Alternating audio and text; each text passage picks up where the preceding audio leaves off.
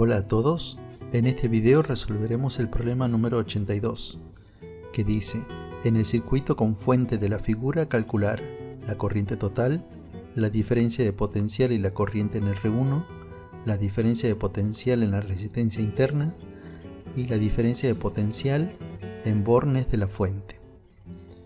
Primero recordemos que en una fuente ideal la tensión en bornes, llamada VAB, es igual al valor de la FEM.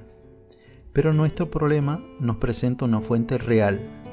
Una fuente real como podría ser lo que comúnmente llamamos pila. Y podemos considerar que dentro de cualquier fuente real se encuentra una FEM en serie con una resistencia llamada resistencia interna.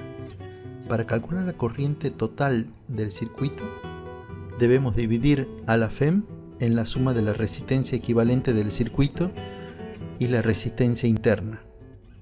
¿Pero qué es la resistencia equivalente? Es la resistencia que se conecta a los bornes AB de nuestra fuente, que en nuestro caso es la resistencia R1. Ahora sí, ya podemos reemplazar en nuestra expresión los valores, ya que todos ellos son conocidos, y obtenemos una corriente total de 1,81 amperes. Si nos fijamos, veremos que la corriente total, que es la que pasa por la fuente, es la misma que pasa por R1, y por lo tanto ya sabemos la corriente de la resistencia R1.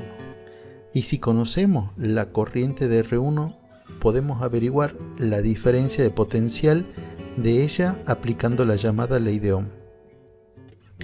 Para la tensión de la resistencia interna procedemos de idéntica forma. Conocemos la corriente, que es la misma en todos los elementos, y aplicando la ley de Ohm obtenemos la diferencia de potencial en la resistencia interna. Ahora podríamos comprobar que la suma de la tensión de la resistencia equivalente y de la tensión de la resistencia interna nos da el valor de la FEM. El punto D nos pide calcular la tensión en bornes de la fuente, o sea VAB, que es la diferencia de potencial entre los puntos A y B, o sea entre los bornes de la fuente.